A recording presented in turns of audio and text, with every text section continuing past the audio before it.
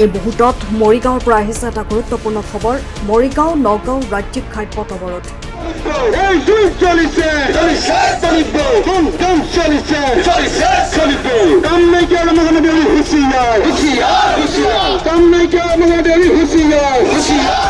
ৰাজপথত টায়াৰ জ্বলাই অৱৰোধ কৰে স্থানীয় ৰাইজে অৱৰোধ কৰিলে মূল পথ। মৰিগাঁও ৰাজচক্ৰৰ পৰা ৰাজহ গাঁও কৰ্তন কৰি মিকিৰ ভেটালৈ স্থানান্তৰিত কৰাৰ বিৰুদ্ধে এই প্ৰতিবাদ।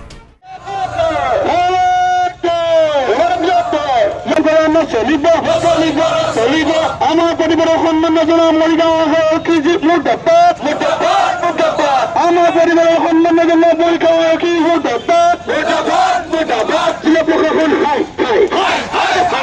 ৰাইজৰ দাবীৰ সন্মান জনাব নজনা জিলা প্ৰশাসন মৰিগাঁও ৰাজচক্ৰ বিষয়ে হুঁচিয়াৰ আৰক্ষী বিষয়ে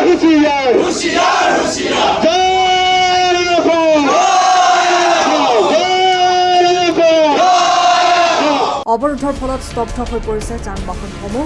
বিধায়ক ৰমাকান্ত দেউৰীৰ বিৰুদ্ধে মুকলিকৈ ক্ষোভ প্ৰকাশ কৰিছে প্ৰতিবাদকাৰীসকলে।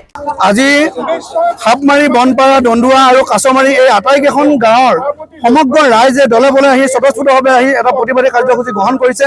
ইয়াৰ কাৰণটো এটাই যে মৰিগাঁও ৰাজচক্ৰৰ অন্তৰ্গত এই 4খন গাঁৱক কাটি নি মিকিৰ ভেটা ৰাজচক্ৰৰ অন্তৰ্গত কৰিব বিচাৰিছে কোনোবা এগৰাকী বিধায়কে। তেওঁ ৰাজনৈতিক ছত্ৰছায়াত এই কাৰ্যসূচী কৰিবলৈ গৈ আছে। তেওঁ ভাবিছে যে অনাগত দিনত অসম বিধানসভা সমষ্টিৰ লগত জড়িত হৈ মিকিৰ ভেটা এটা বিধানসভা সমষ্টিৰ সৃষ্টি হ'ব, যিটো বিধানসভা সমষ্টিত তেওঁ খিলঞ্জীয়া ৰাইজৰ ভোটৰ বিনিময়ত ভোট লাভ কৰি যাতে তেওঁ নিজৰ ৰাজনৈতিক দখল সেই গাড়ীখন যাতে দখল কৰি ৰাখিব পাৰে, তাৰ এটা ৰাজনৈতিক মুনাফা তেওঁ কৰিব বিচাৰিছে। তাৰ তেওঁ সেই সুৰুঙা লৈ সেই সুযোগ লৈ আমাৰ এই 4খন গাঁও কৰ্তন কৰি তেওঁ মিকিৰ ভেটা ৰাজচক্ৰৰ অন্তৰ্ভুক্ত কৰিব বিচাৰিছে। এই কথাটো কোনো কাৰণত আমাৰ ৰাইজে মানি লোৱা নাই, কাৰণ জন্মৰ পৰাই যুগ যুগ ধৰি আমাৰ এই 4খন গাঁৱৰ কাম কাজবিলাক কৰিবলৈ যাওঁতেই মৰিগাঁও ৰাজচক্ৰৰ বিষয়া কাৰ্যালয়ৰ লগত আমি যোগাযোগ কৰিছিলোঁ। সততে পাওঁ য'ত 5 টকা 10 টকা খৰচ কৰিলেই মৰিগাঁও ৰাজচক্ৰৰ বিষয়া কাৰ্যালয় পাওঁ আৰু আমাৰ কামবিলাক কৰি সুচাৰুৰূপে আমি ঘূৰি আহিব পাৰোঁ। কিন্তু এতিয়া আমাক যি হঠকাৰী সিদ্ধান্ত মিকিৰ ভেটা ৰাজচক্ৰৰ বিষয়া কাৰ্যালয়লৈ লৈ যাব বিচাৰিছে, স্থানান্তৰিত কৰিব বিচাৰিছে, আমি বহুতো সমস্যাৰ আমি মুখামুখি হ'ম। গতিকে অনাগত দিনৰ সেই সমস্যাবিলাকৰ প্ৰতি লক্ষ্য ৰাখি আমি এই দাবী কোনো কাৰণত মানি নলওঁ।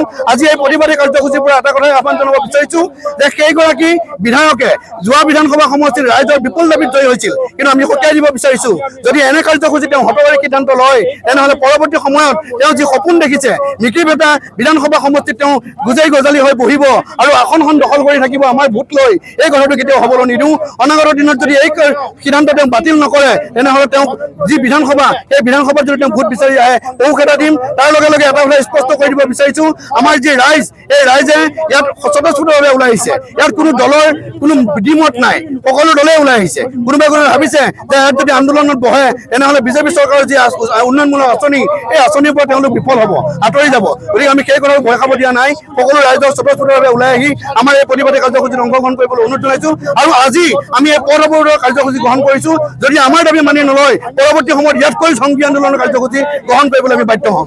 এই গাঁও চুৰ ৰমাকান্ত দেউৰীৰ মতে যদি মুখ্যমন্ত্ৰীয়ে কাম কৰে তেতিয়াহ'লে আমি এই ৰাস্তা এৰি নিদিওঁ। নগাঁও মৰিগাঁও যিটো 3 নং ৰাজ্যিক ঘাইপথ, এই ঘাইপথ বন্ধ হৈ থাকিব যেতিয়ালৈ এই গাঁও চুৰ ৰমাকান্ত দেউৰীৰ যি প্ৰস্তাৱ নাকচ নকৰে। আমাৰ প্ৰশাসন আহিব লাগিব, প্ৰশাসনে আহি আমাক লিখিত প্ৰতিশ্ৰুতি দিব লাগিব যে দন্দুৱা গাঁওসমূহ যেনেধৰণে আগৰ মৰিগাঁও সদৰ ৰাজচক্ৰৰ সৈতে সংলগ্ন হৈ আছিল আগলৈও তেনেদৰে সংলগ্ন হৈ থাকিব লাগিব। আমি 2 কিলোমিটাৰ নিলগলৈ যাম। আমি যেনেদৰে আগতে 2 কিলোমিটাৰ নিলগত গৈ আছোঁ 2 কিলোমিটাৰ নিলগত থাকিম। আমি 20 কিলোমিটাৰ নিলগত যাব নিবিচাৰোঁ। সেয়েহে আমাক আগৰ দৰে ৰাখিব লাগে। সময়ৰ খবৰ সময়ত পাবলৈ ফ'ল' কৰক টাইম অফ আছাম।